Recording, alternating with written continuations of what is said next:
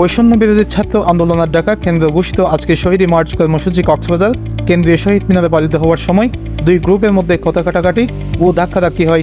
প্রথমে একটি গ্রুপ কালোর দোকান থেকে মিছিল সহকারে শহীদ মিনারে এসে তাদের পূর্ব নির্ধারিত কর্মসূচি পালন শুরু করে।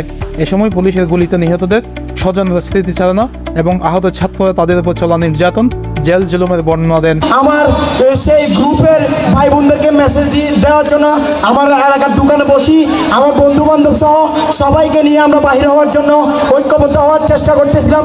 ওই সময় আমার এলাকার ছাত্রলীগের কিছু পোলাপান আমাদেরকে আড্ডাতে মগ্ন রেখে পুলিশ সহ পুলিশ ডিবিএনে আমাকে অ্যারেস্ট করানো হয়। আমি এখানে একটি ব্যবসার সাথে জড়িত। সমন্বয়করা দ্রুত খুনিদের গ্রেফতার দাবি জানান। একটা অভিযানের মাধ্যমে তাদেরকে গ্রেফতারের আশ্বাস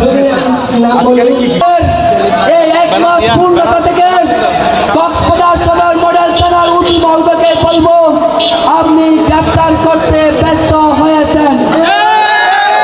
আপনি যেহেতু ব্যর্থ হয়েছেন, ছাত্র সমাজ স্লোগান দেওয়ার আগে, ছাত্র সমাজ তারা ঘেরাও করার আগে আপনি কক্সবাজার ত্যাগ করে চলে যাবেন। এই খোলা আকাশের নিচে উঠছে, তাদেরকে গ্রেফতারের জোর দাবি জানাচ্ছে।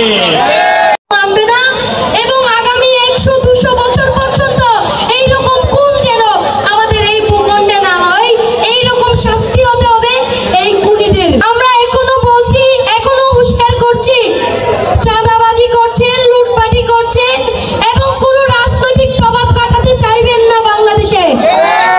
আমরা চাই ধর্ম বর্ণ নির্বিশেষে সবাই সুযোগ পাক, কিন্তু আমাদের ছাত্র সমাজকে ব্যবহার করে কেউ আমাদের মাথায় কাঁঠাল ভেঙে খাইতে পারবে না।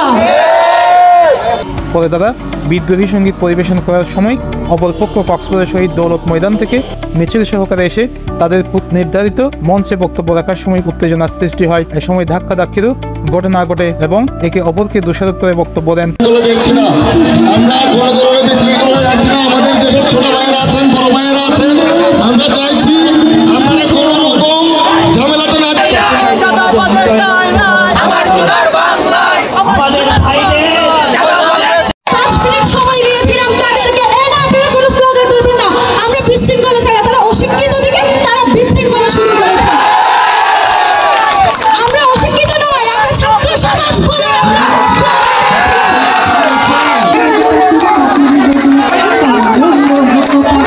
পরে উভয় পক্ষের সমন্বয়করা পরিস্থিতি শান্ত করেন এবং অপর গ্রুপও তাদের নির্ধারিত কর্মসূচি পালন শুরু করে। এ সময় পুলিশি ও আওয়ামী সন্ত্রাসীরা তাদের উপর চলা নির্যাতন ও নিপীড়নের বর্ণনা দেয়।